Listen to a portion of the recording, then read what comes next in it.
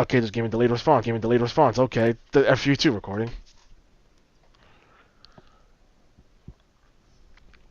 Mission 11. This may or may not be the quote-unquote what I'm gonna dub the quote-unquote puzzle level. Also, we now have the Demon Sword Sparta. It works the exact same thing as Rebellion for the flashback missions. There is no real difference to this. This is not like Devil May Cry 1 where it was super powerful. The drawback they couldn't go double trigger. That sword kind of looks something like Soul Calibur's sword.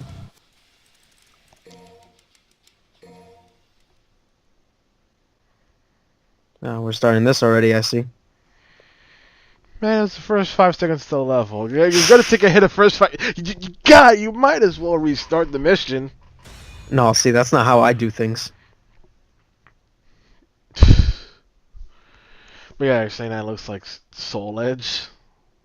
Is that the name? I don't know. It just looks like the blade I saw in the poster for Soul Calibur or whatever. Then yeah, Soul Edge. Okay. Soul Edge is a big demonic sword that has a flesh that has an eyeball on it, and it was generally covered in flesh. Oh.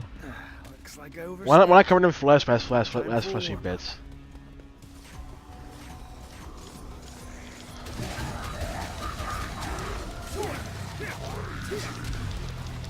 So I'm gonna go try and catch up with Nero, as this takes place around the time where Nero's about to get his butt kicked by Urizen. Because listening to people is something Nero does not like to do. God dang.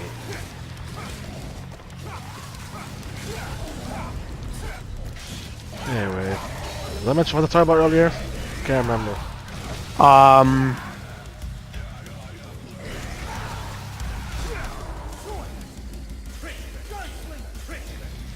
This mission. No, that's something else I was talking about. Like before I hit the record button. Disabled gamers. Robert Downey Jr.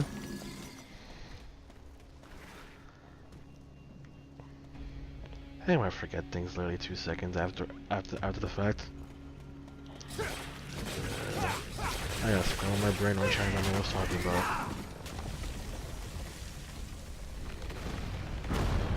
Also, the fact that I never knew that Hostos had an entire freaking marketplace right next to it. Really? Yeah, apparently if you go like down the hill to where you see like the big intersection.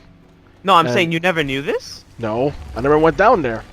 I've always been there. Like the closest I ever been was that I would sometimes stop at 149th Street via the 3 train and then freaking go to the freaking use the bridge. Oh, yeah, I always hang out on the mall after school. And I went to Best Buy to get my Switch. Yeah, I didn't know that was all. I didn't know that was all there.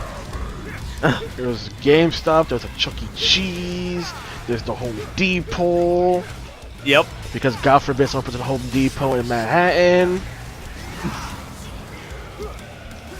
Why must places hate me like that?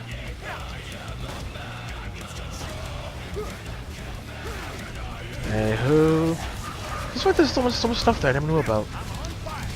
Also spending over an hour trying to find two things because God forbid the professor gives you freaking something very specific to tell you people know what you're talking about. And they're like, do you know what it looks like? Nope.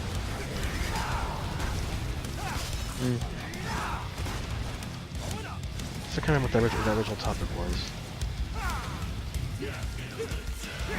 Nope.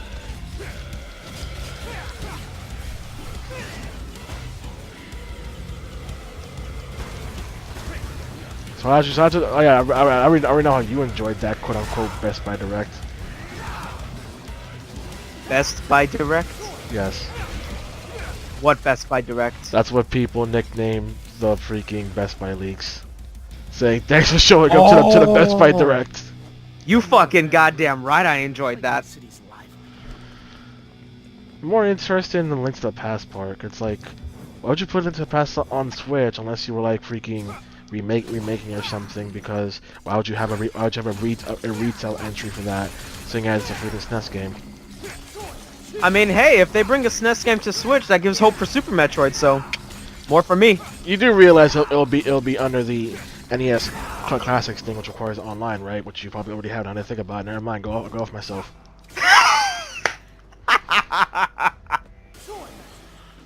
Just show me Metroid and I'll gladly throw my money.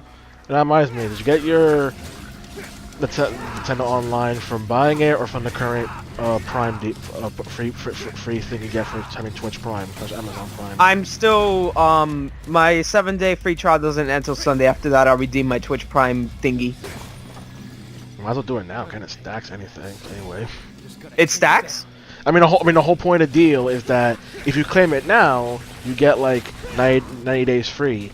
If you stay Twitch Prime for throughout like 2 months of that, then you get the rest of the year. It said I would have to do the 30 days first, then I can come back and do the 90 days. Whatever. Either way, it's for a year. Who cares? Either way, you get the idea. It's for a year. Oh, cool. Also, I learned a lot of things about Final Fantasy V reading that Final Fantasy. Dude, I read that entire book in one sitting. Yeah, man. I know. You and Chris had a whole conversation about that. It was 165 pages. I just went through that whole entire thing and like spent 3 hours. Oh yeah, because that's your favorite thing. I know. While reading that, I'm glued to it. I can't stop reading. But God forbid, I'll read anything from my classes whatsoever.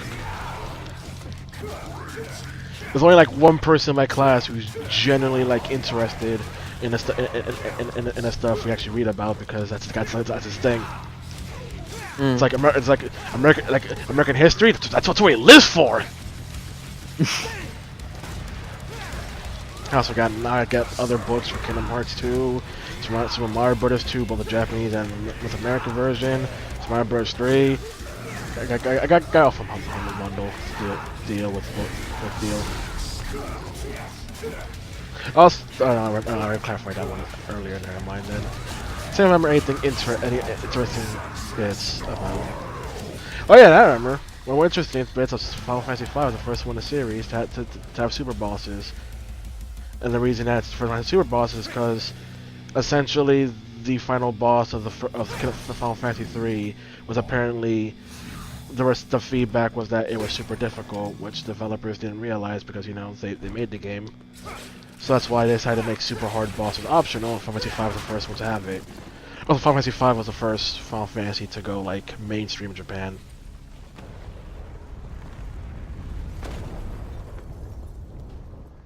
Man, life really hated Final Fantasy V. All under the excuse of, no, it'd be too hard for the Americans. They made Final Fantasy IV super easy, and then re-released it in Japan and called it Final Fantasy IV Easy Type. Just to let Japan know, this is the American version. The American version removed a lot of content and also a lot of abilities. As usual. I mean, it wasn't done for censorship. It was done because they felt our American minds couldn't handle it. Because apparently for some reason back then they kept getting the feedback that Americans kept saying that Final Fantasy was too difficult. Even Sakaguchi mentions how I'm going the wrong way. Sakaguchi mentions how when people ask him, people tell them their favorite Final Fantasy was either 4, 5, or 6. He always goes, "Then why didn't you buy the games then?" Like, if your favorite was 4, 5, and 6, why didn't you buy it? Well, Miss Sakaguchi, let me just tell you this: I was not born in the Super Nintendo era. What do you want from me? And even then, you didn't release Final Fantasy V, so what do you want from me? What do you freaking want from me? And then not only that, when Final Fantasy V did officially come to America, it didn't come to America until freaking Final Fantasy VII already came out, which means Final Fantasy V was super outdated by that point. People were gonna want to play that outdated game. No. Gotta follow that hotness, and the hotness is Final Fantasy VIII, which kind of sucked.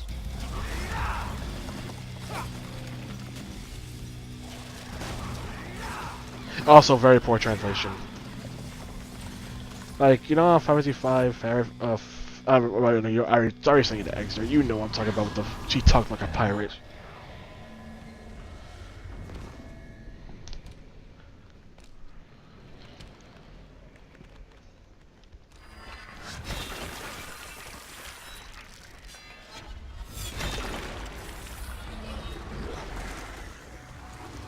Now that's an enemy question. How do you feel about how do you feel about games where the how do you feel about a game with enemies, but they don't design many different enemy types? It's fine. An example being Resident Evil 7 literally only has three different kinds of enemies throughout the entire game. Margaret. I mean aside from bosses, you have the molded who crawl on all fours. You have the molded with a blade, which barely even counts as a different enemy type. I mean, I'm used to it. Do you feel that's bad, especially when you're trying to emphasize combat, or do you feel No. or do you feel that's it's okay to just have few enemy types when at the same time that'll also make the gameplay more boring? I mean, I found it fine, and I still find the gameplay entertaining, so...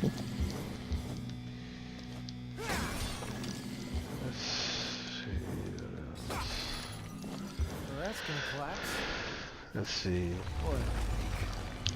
How do you feel about a game series a game series that decides to either switch directors or flat out get outsourced to a different company? Depends. Example would be, well, the obvious biggest example would be the Silent Hill series. Oh, my heart! How every game after four was just handed to some random company. Oh. I thought you meant like how I went to the pachinko route, I was gonna say. No, not like that. I'll be switching medium such a genre entirely.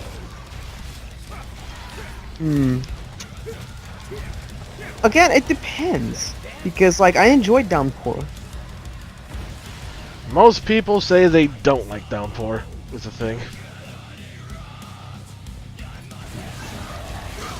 Like some people say they like Downpour, but most say they don't like Downpour, mostly citing the fact that it's essentially an unfinished game in the sense of they didn't have time to actually optimize it to the engine, and therefore that's why it's super buggy.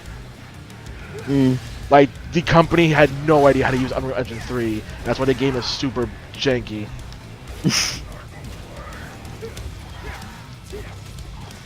Like that kind of issues. Like, freaking probably the point where you played Downpour, like, I thought you played it at release, right? No. Then you played it after they patched after they heavily patched the game. Granted, the patches didn't fix the game; it just made it run. It just made it play better.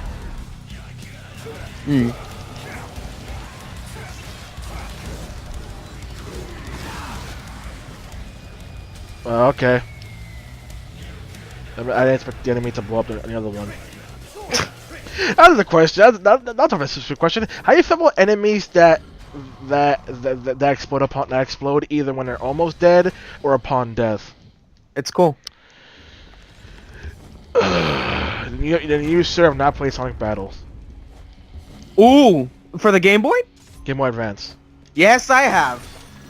How can you stand Omega's freaking oh my god, Gamma's explosion that one-shots you? Remind me whose game it's been years. Robot. Oh! I don't know, I was far away from him, I guess. Every single time that thing dies, it freaking explodes, and that explosion can one-shot you. I guess I was away from it then. And there are many times where the game will want you to fight 3 of them and beat them all 10 each, and all it takes is just a few explosions catching you off guard. Oh yeah, I remember that. I exploited that so much.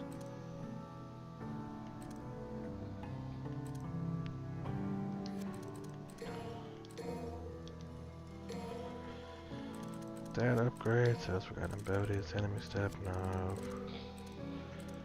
Charge shell. Get that. I'm not gonna plan on using Gunslinger and Royal Guard whatsoever, because it's just not my fancy. This one comes with Air Trick, and I like Air Trick. There we go.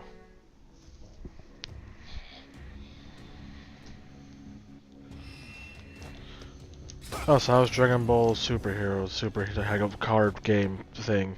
I'm enjoying it a lot.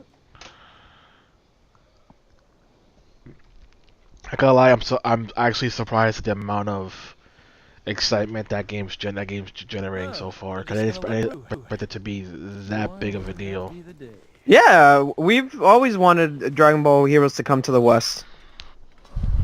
Yeah, but the thing is, I didn't expect like even the card game specific this card game spinoff to be like people like I've been waiting my life for this one.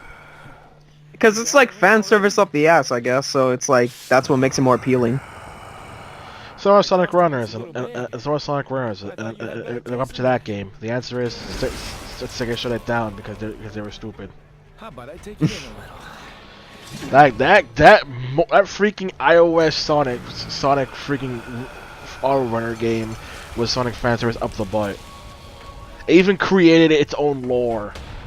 Ooh. Like they even created like their own version of Silver that was super powerful because he was a Silver from Sonic 06 after Blaze died and became so dedicated to saving the world he became a super sidekick person. And I was like, dang, that actually sounded like something that you wish would actually end like Sonic 06.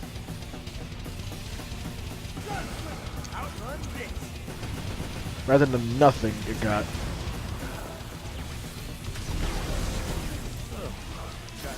Also, here's Cavalier Angelo, which was essentially one of the first, well, one of the first Dante bosses we ever actually seen from the game. Not sure it was the first specifically, but I'm gonna say the first one we've seen. And this is also the boss that essentially people at Expos got to play against when trying out Dante for the first time.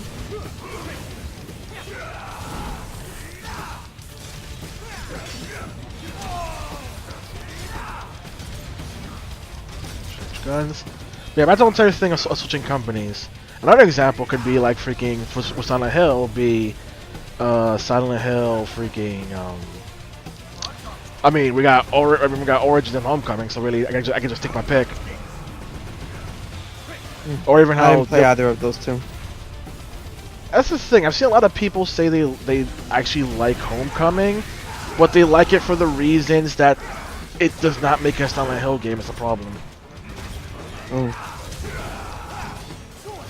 It's like how some people say let's say that the reason they like the Devil May Cry reboot game is the reasons being essentially they're going. I like it because it's not a Devil May Cry game, which is like, what's the point? Then what's the point? I actually watched some footage from that game, and I've enjoyed it so far. That's the thing. It's not a bad game. It's just the fact that you call it Devil May Cry. That and also most of the issues come from developers themselves being the most biggest smug pricks I've ever seen in my life.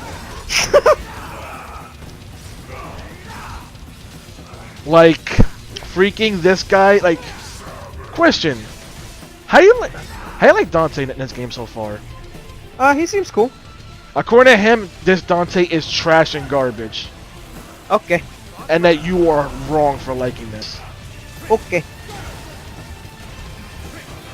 And not only that, any game that has like over-the-top action is also inherently bad, and how they're making the quote-unquote real Devil May Cry experience.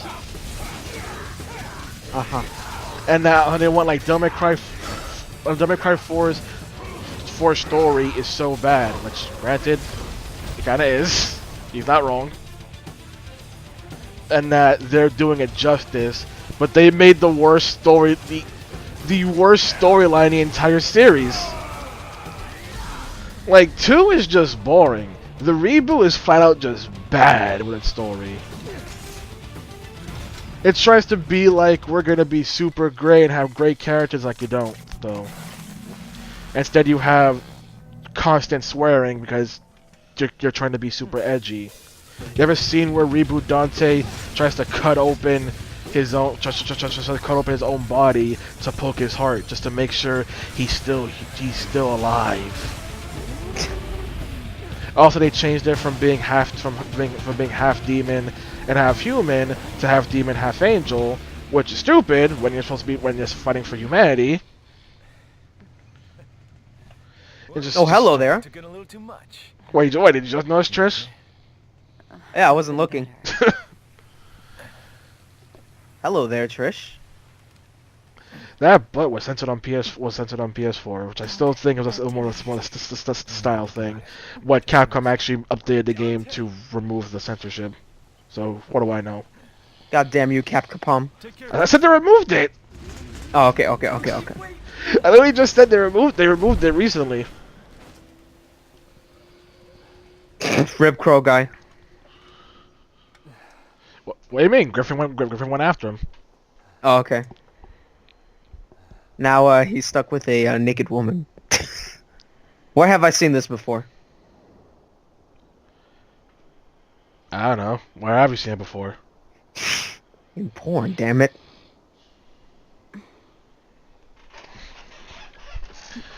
But another thing, just reboot fighting is just bad at the game. Oh, and I keep forgetting the worst part about the reboot's gameplay. So, Devil May Cry, the most important thing is being stylish, right? Okay. Would you then add an enemy enemy type that makes it so you can't hit it unless using a certain weapon? What do you mean? Imagine if in this game there were certain enemies that I could not hit unless I was using a specific weapon. Oh. Imagine no matter what I did, it would just bounce off, and the game's like, no, use this one certain weapon specifically. That's weird. Like you see me on this game, I'm constantly switching weapons. That's how I get more stylish points. Imagine if the game said you can't do that. Oh no, that's stupid. That's what they did. Uh-oh. They tried to fix it in a definitive edition, but all they did was make it so you can hurt them, but they don't stagger, which is still bad. Also, the reboot game had no lock on. Oh. It used no. The game no lock on, but it had 2 dodge buttons.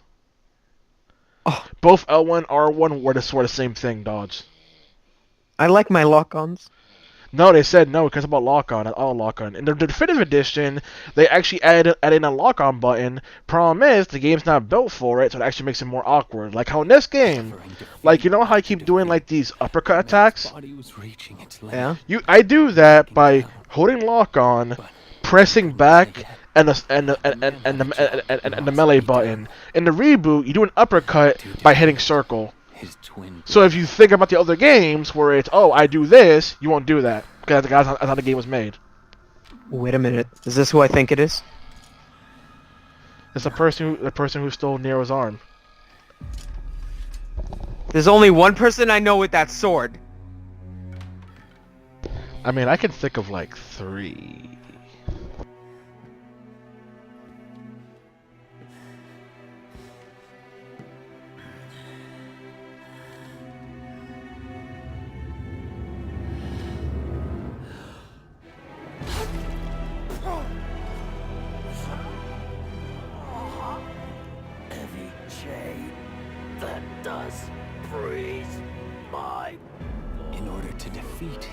I know that voice. He could only do one thing. It's the Quantum Ranger from Time Force.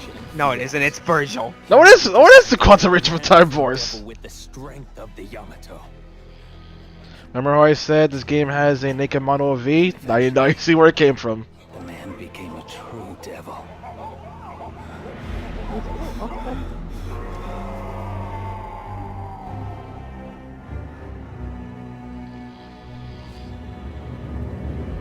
Virgil used Yamato to cut off his human and demon half, and V is his humanity.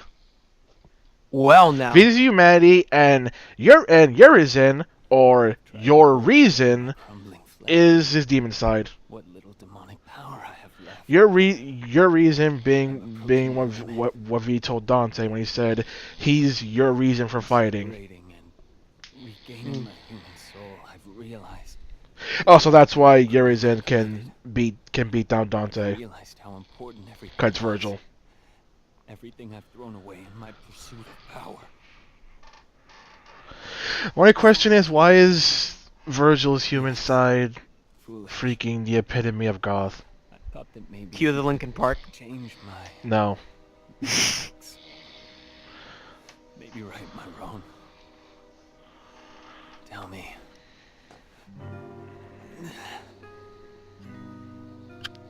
Was this fool before you, right? I'm not your mommy, V. But you're a clone of her. Does that count? You're a big boy. And you need to see this through. Dante's war.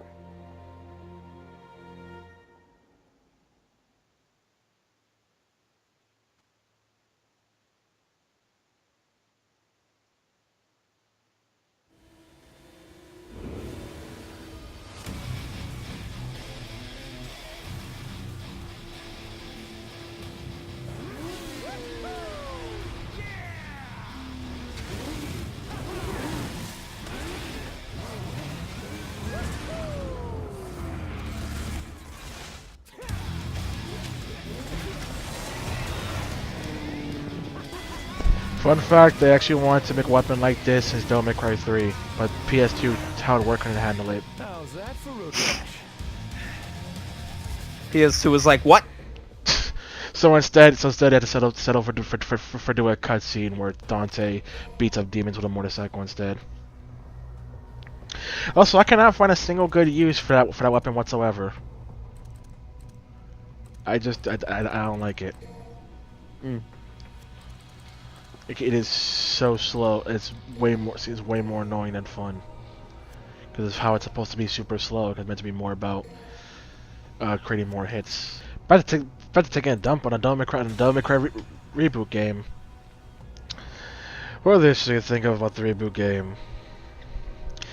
Let's see. The reboot game ends with Dante versus Virgil for the dumbest reason ever.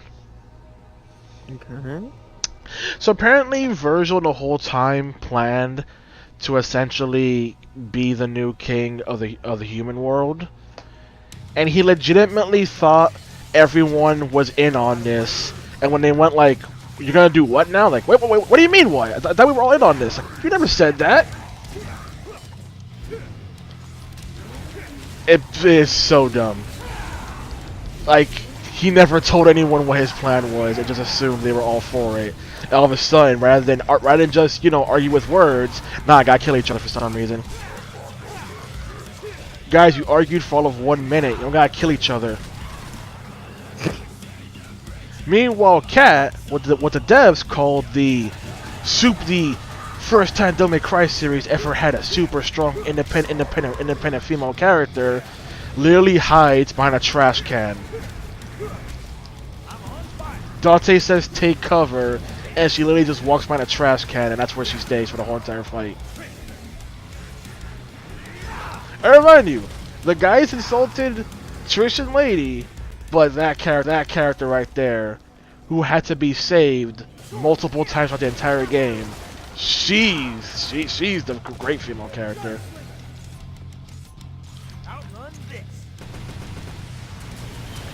Yeah, I know that was overkill. What do you want from me? To me, it was just. Although not everything about the game is actually the company's fault. They actually want to have a character design similar to this Dante, but Capcom told them not to because they said, "What's the point of a reboot game? We can make something similar to what we already do." So yeah, it being extremely different was actually Capcom's fault. Not only that, they said how their game is so sophisticated with its writing. It's the most generic. Hey, corporation and media is bad. Also, Fox News is bad. Like, it's the most blatant thing, and they're acting as if like it's the most deepest thing ever written. Not only that, before the game came out, Capcom released the Devil May Cry HD collection, and people who were all for the reboot played the HD collection, and then started wanting a game more like the HD collection instead of the reboot game. And want to know what Capcom's response to that was? What? Delete every single negative comment and tweet. They became the censorious, happy, evil corporation that the reboot game was supposed to say is bad. Now it's time for the one level that tries to pretend it's an actual puzzle when it's really the most straightforward thing ever, because this game has no puzzles. Some people hate the fact that this game has no puzzles. You just get the Nidhogg hat chinks and put them where they go. Ain't rocket science. Let's see. Dang it. Also, I'm asking, one thing the definitive version of the reboot game removed was that in the original game, Virgil wore a fedora for like half the game. And the definitive edition actually removed the fedora. I don't know why, but they did. Just normal fedora.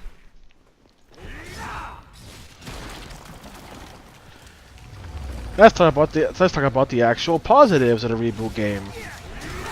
Positive. It's fun. It's not a bad game to play whatsoever. It's fun. It's simplistic, but it's got its charm. It has some nice enemies to fight. The boss fights are...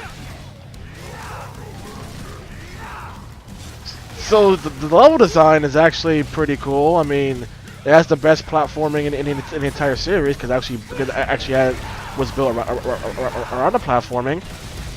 So that's good.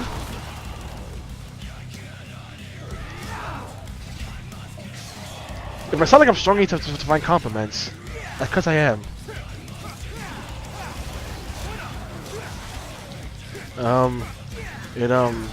Oh, you swapped weapons by holding down one of the shoulder buttons, which is pretty convenient, so made things faster. Oh, I had this one cool weapon, which is essentially like these two shurikens. Those were cool. Those were the only cool weapons in the whole game. I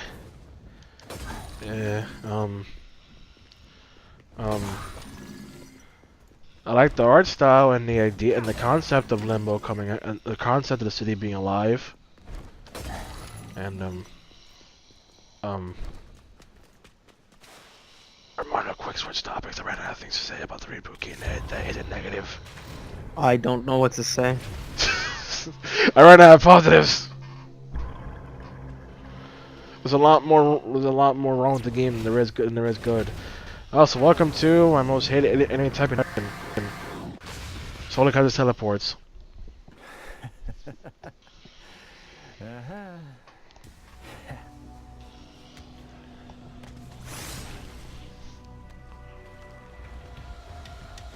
Shit, it's the alien from Halo.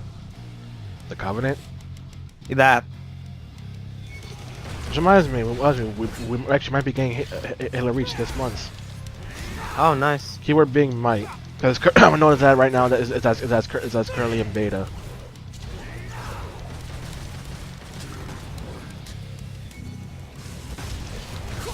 Like, it's how this game wants me to use Royal Guards in order to beat this thing, but I don't get Royal Guard. So, like, I know I should actually try Royal Guard rather than just say I'm bad at it, but it's like,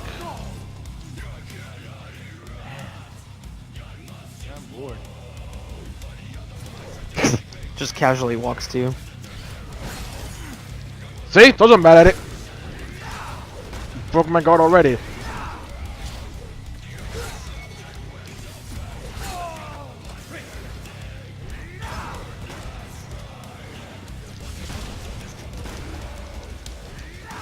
A lot of people have seen why I don't use roll guard.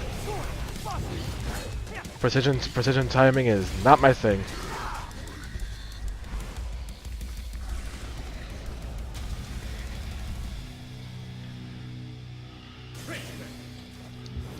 Let's see. This. Hit the thing already. Let's see what else. Oh, great. Crossroads. Decisions.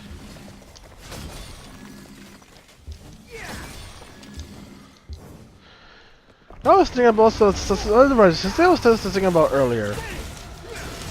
For some reason I got to that topic about Let's Plays and podcasts. What's really the difference?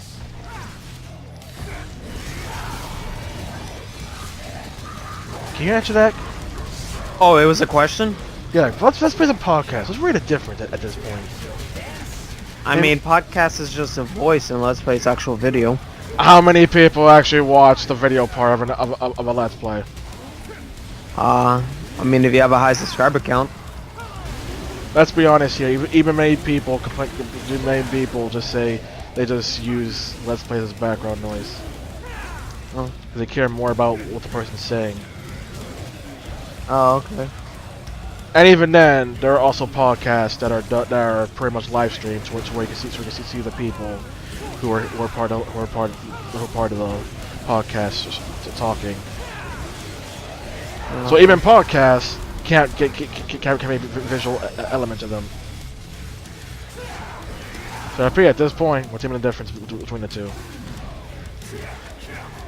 I guess nothing. Exactly. That is my revelation. Because podcasts are just so you can pick any sort of topic whatsoever and just start rambling on. But how many times in per se the Game Grumps they immediately go off topic from the game they're playing? The answer is a lot. The answer is most Let's Plays go off topic entirely. Because generally at some point you're gonna run out of things to say about the game itself in question, unless you're like the Rick Clement who records things after the fact, so he makes notes of what he wants to say. And even then, some LPers that do it after the recording commentary still ramble on immediately. Like you can have Brady Scratch commentaries play RE7, and yet all they're talking about is random movies.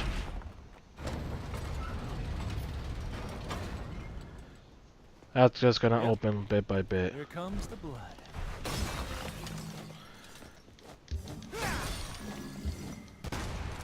Let's see. Huh?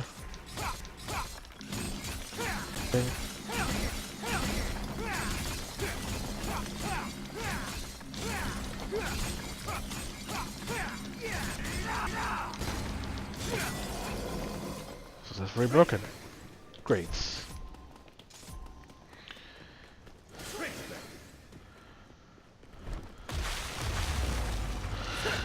So I mentioned the thing about a game being outsourced to a different company.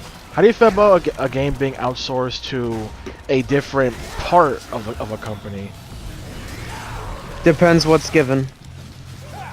Pretty much just an example being how Kingdom Hearts fans generally don't like games made by the Osaka team of Square Enix as much because the way they make them generally always has this very big design flaw made into their games. Granted, it's an entire issue of they never learn one of the major complaints and just keep repeating the same mistake over and over because that's all they know to do. And this question, which I'm baffled people for some reason even have, being, can you really blame a company for a game being bad if their secondary team makes it? The answer is yes. Yes. Yes, you can. That's what they don't get, like, freaking Sonic Chronicles Dark Brotherhood was made by BioWare, right? Yes, that BioWare. And the game sucks. People try to say it's not BioWare's fault. It was the B team of BioWare. It's like, it's still BioWare. You still hired them. You still trained them. You still took the job.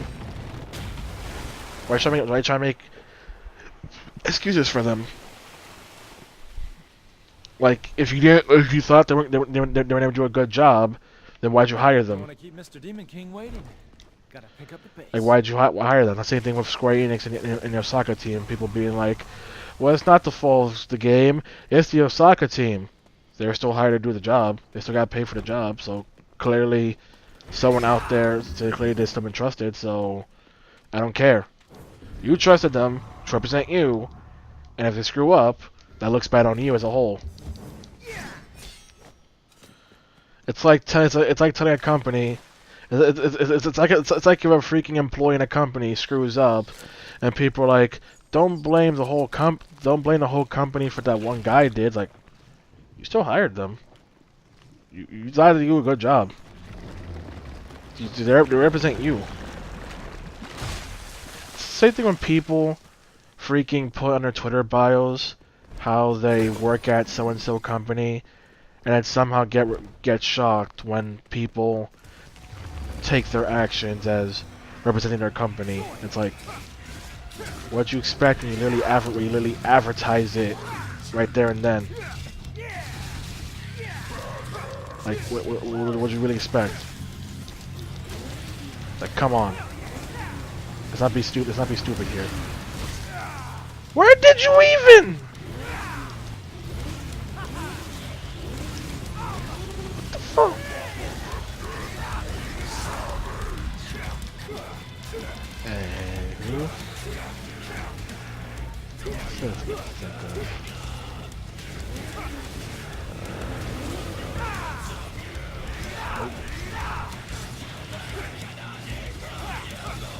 Okay, this is the more unique one. How you feel about games that put spoilers in their trailers? I mean, it's to be expected. No, I mean like they blatantly show like huge spoilers in the trailer.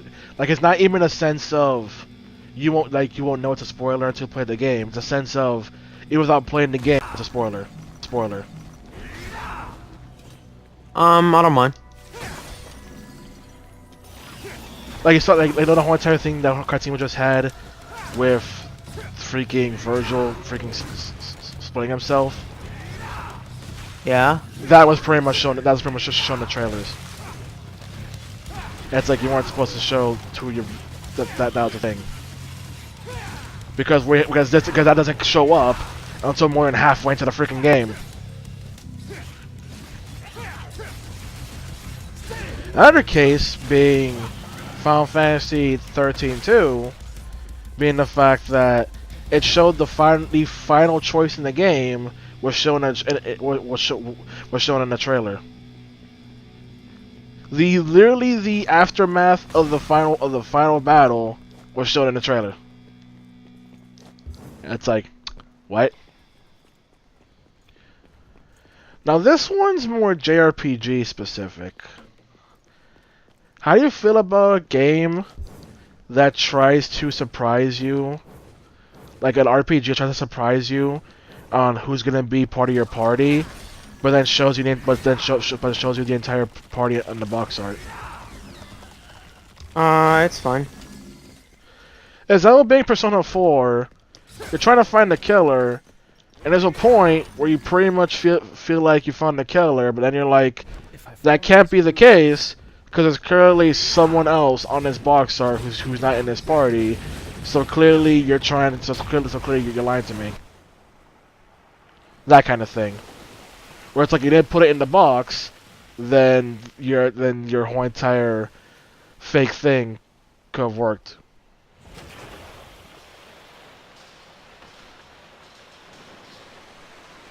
Like there's freaking times in JRPGs where they're like, you did it and the game's over, but not all the people on the box are have showed up yet, and then they're like, oops. Oh, hello, Falling Rock.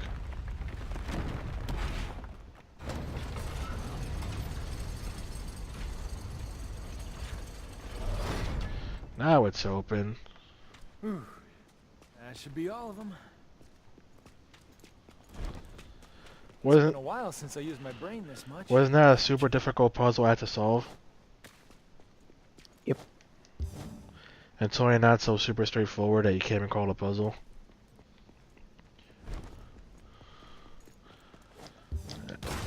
That. Get that. Man, this brings me back. The secret mission back there, but I don't care.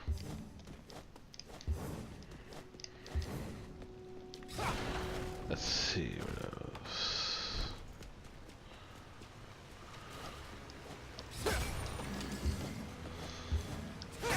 Imagine the whole entire idea of if a game series suddenly switches to a different genre, can it be still called the same series? What do you mean? Imagine Mass Effect suddenly decided, let's be an RTS, RTS? real-time strategy game. Oh, that's weird. Imagine if they just Bioware just decided, like imagine if freaking Mass Effect 3 was a freaking giant real-time strategy game and not a third-person shooter. That's weird. But it's still called Mass Effect 3. Would it be like that's too different to be part of the same series? You'd be like, nah, that's technically should still be part of the same series. That's different.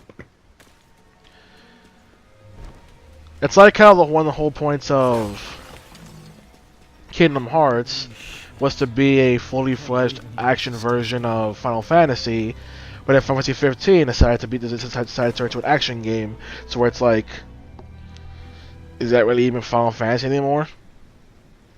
Since Final Fantasy is built on being turn-based, does that even make it Final Fantasy anymore, considering how different it is?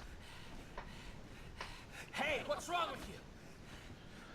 Or is it still technically part of the series, considering Hey, Dante! it's still part of the same series because, well, it is named Final Fantasy 15.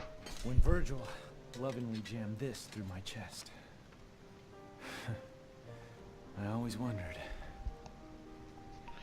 It's like another thing. This one's even more specific. People who say a game is not in the same series if it doesn't have like it wasn't even made by the same company. Like how it's like if you were to say Silent Hill Downpour was not a Silent Hill game because it wasn't made by Team Silent. Can separate man from devil. What about the rebellion?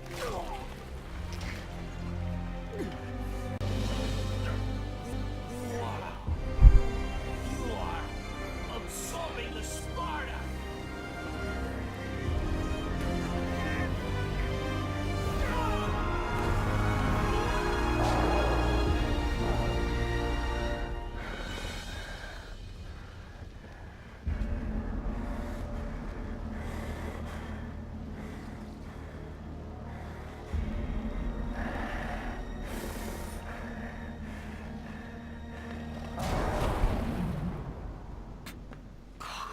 That's an arrow. It can't be. Dante, you son of a bitch. I know you couldn't be killed that easily. Hey, he's all yours. But don't let it become a habit.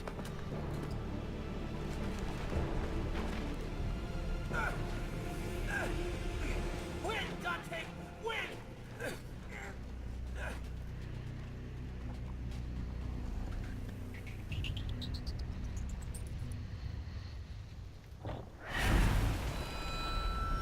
Legendary Double Sword Dante.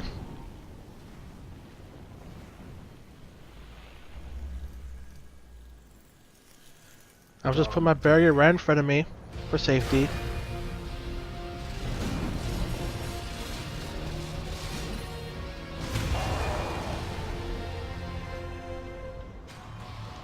A blade bore when Dante absorbed the rebellion into his body. The weapon shares both his name and his will. And with this, Dante has now, from a gameplay standpoint, completely peaked.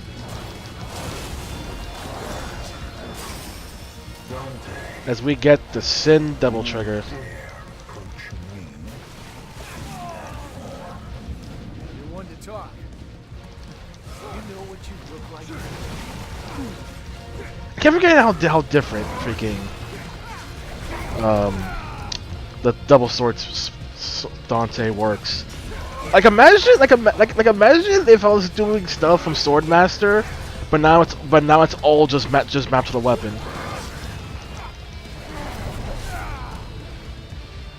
Oh yeah, also the freaking Sin double trigger is more powerful, but you do not get the health regen from regular double trigger, and also you cannot deactivate it on your own. That's actually a skill you have to unlock, the ability to deactivate the freaking form. Like, the game is overlapping you so hard right now.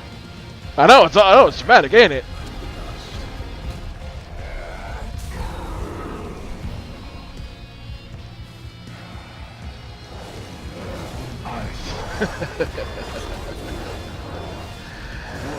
I faced the wrong way for some reason.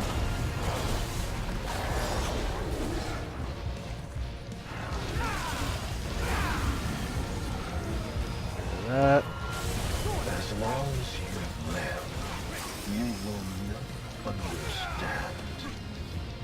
Power is everything. As long as I'm alive, I'll never understand power. I'll never understand that power is everything. What even is that sentence?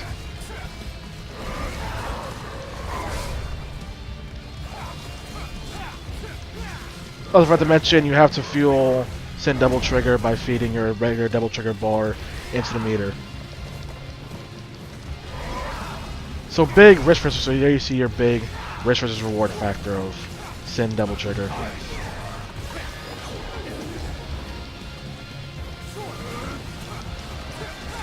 Hey, Ronald, can you do me a favor? What's that? Can you get your phone? Why? I'm gonna need you to record your stuff in a bit. Why? Cause I physically want to see your reaction to something. If you don't want to, that's fine. It's fine. I just think it'll be funny.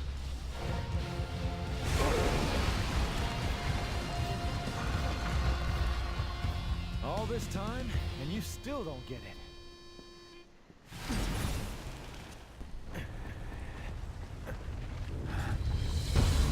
It is you who does not understand. It's midnight. It has begun.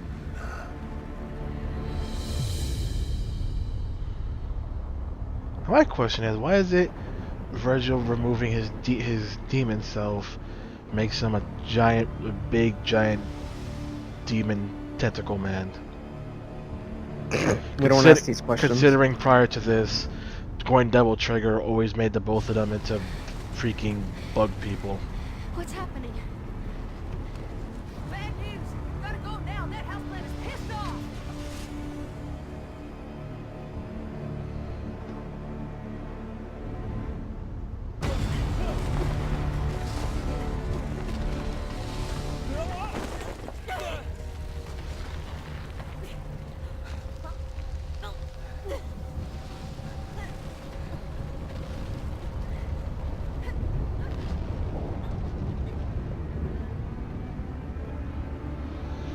My God, you're a super powerful demon. Just pull him up already, lady. Trish, do something. The cloud fog is revealed in its entirety.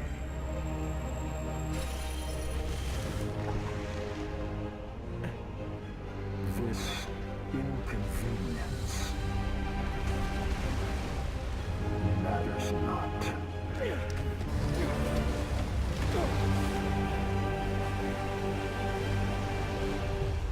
thus he runs.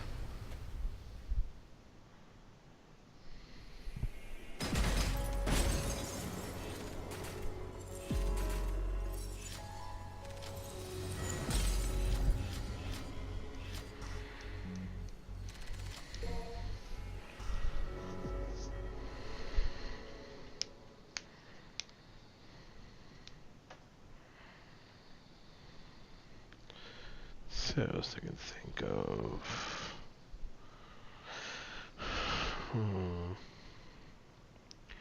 How do you feel about games putting in padding? Padding? Putting in things that are completely pointless for the sake of making it so the game takes longer to beat. That's unnecessary. Looks like no one's worse for wear.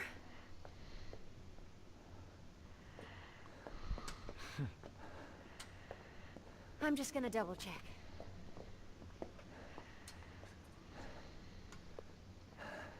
Hey, where did that garbage god go? What is Urizen after? That's stupid. I'm sure I should add this on, but at least by this point, I feel a game can be too long and or too short. Yes. The fruit born through the Clifod is even more deadly. Like a game that has a game that just goes on for way too long. Even the almighty Mundus used it to become king. You ever play something like that? Where you're just like, when is it? If I enjoy it, yes. Yeah, well, that's a lovely story and all, but as long as we know what. No, I mean, like, you ever played a game that's like, it's a game you like, but you acknowledge, oh my god, this game just keeps going and going and going and going and going. Nicoletta. Probably Xenoverse. Sound familiar? My grandmother is Nell Goldstein. Now, counting the story or also parallel quests? Story. Gee, that's her. Geez, that's her. I mean, jeez, you're going by Xenoverse 2. That has both that has both padding and freaking. Just goes on for too long. Yeah. That's about all I got from him. Like I said, example of padding would be need to get those time eggs. That is padding out. It has nothing to do with anything. It's just done so it takes longer. Now we're a fucking cowboy? A gay cowboy. Something to memes said Dante will never be. Alright, Dante, let's roadie up some... What?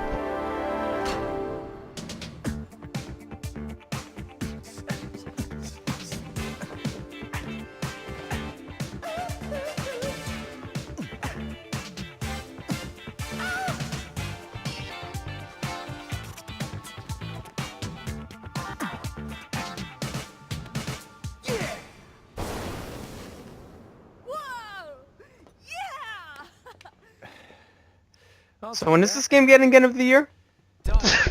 There were journalists that actually hated that scene. How could you hate the king of pop? They didn't hate for that. They hated it because they felt like we just had to reveal that Urizen's Virgil, Sin Devil Trigger. They didn't think now was the time for a joke. There's always time for Michael Jackson. Reset Era, on the other hand, wants it removed because it's Michael Jackson. Come on. By the way, that's why I wanted to see your facial reaction too. I have a duty. I just basically have my mouth open. That's it. 'Cause I knew that was like right next. That was like right next door. Just having Dante the Michael Jackson. And yes, people have edited that scene to Billie Jean. Oh. They edited to a lot of songs actually. That scene got revealed like the day before the game came out. People were already memeing it. Oh my god. Unless we get the weapon false. The weapon I actually never use because in order to use it, it actually costs red orbs to use. But you can't we can earn more. You can earn more, but it could cost red orbs to use. Which is why I'm like I don't want to try touching that thing. All right, whose pathway we doing? Got V, Nero, or Dante? Kind of want to stick with Dante. All right.